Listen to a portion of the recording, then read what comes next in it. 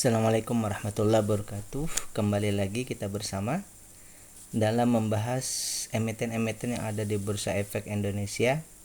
Dan bagian ini kita akan membahas laporan keuangan triwulan 1 2024. Kali ini kita akan membahas anak usaha dari Astra International, yaitu ASGR, Astra Grafia, ya. Sekali lagi bahwa pembahasan kita ini selalu adalah bahan pemikiran tambahan atau second opinion, bukan untuk melakukan aksi, ya, karena setiap investor itu punya cara sendiri. Kemudian analisa kita ini didasarkan kepada value investing yang berfokus kepada data-data yang ada pada laporan keuangan, kemudian disarikan, dan sehingga kita mendapatkan hasil deskripsi dari data-data tersebut. Baik, kita lihat dulu ASGR itu apa. Astra Grafia ini adalah salah satu anak usaha yang bergerak di bidang teknologi sebenarnya, ya. Dulu mungkin hanya untuk bidang teknologi dalam artian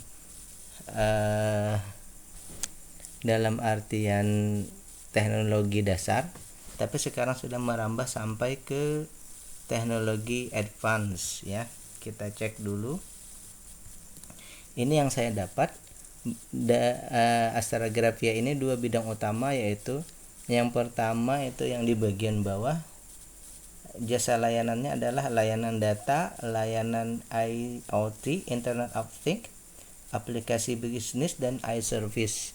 Jadi ini untuk layanan-layanan digital, ya, penyimpanan cloud dan sebagainya, ataupun program-program yang bisa diaplikasikan dalam bisnis perusahaan, ya.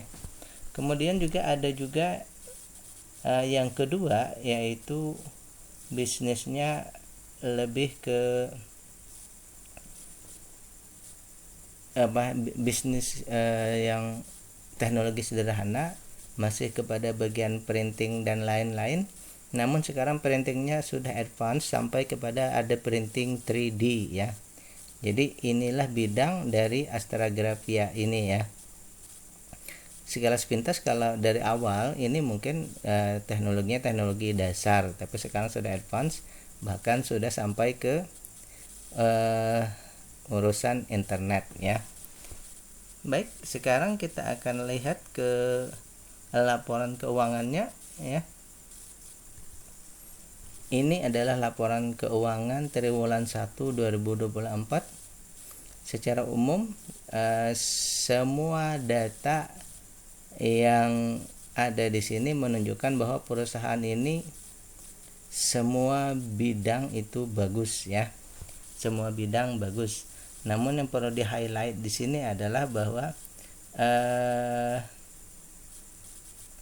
untuk valuasi itu, ya, valuasinya itu murah, tapi sebenarnya baru di 25%. Kalau menurut saya pribadi, murahnya 25% itu mungkin saja bisa lebih turun ke bawah lagi, ya.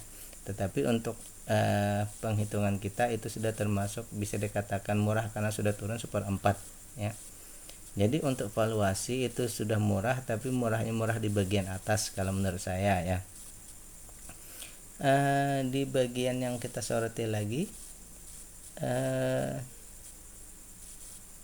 sebenarnya tidak ada lagi yang kita soroti, hanya bagian itu saja yang menjadi concern kita, bahwa kalau misalnya harganya turun bisa saja, tetapi untuk kriteria kita, perusahaan ini sudah termasuk dalam kriteria yang memenuhi semua kriteria, ya. Dividennya juga sudah memenuhi kriteria, ya. Itu sekali lagi memenuhi semua kriteria, hanya pada bidang valuasi tadi murah sudah dekat-dekat wajar, ya. Baik, oleh karena itu kita simpulkan saja perusahaan ini bahwa perusahaan ini layak untuk kita investasi, ya. Layak kita investasi. Kemudian bisa bertumbuh kembang lebih jauh. Karena apa? Karena tadi dia bidangnya internet. Cuma kelebihan perusahaan ini adalah mereka di bidang teknologi, tetapi tetapi keuangan mereka sangat bagus ya. Berbeda dengan beberapa perusahaan-perusahaan teknologi lain yang istilahnya itu padat modal tetapi revenue-nya itu tidak sebanding. Kalau yang ini sangat bagus ya, padahal perusahaan teknologi tapi hasilnya sangat bagus ya. Kemudian langkah selanjutnya seperti biasa adalah silahkan cek GCG-nya ya. Cek GCG secara online, misalnya ketikkan ASGR ya, kasus atau hukum. Apabila tidak ada masalah berarti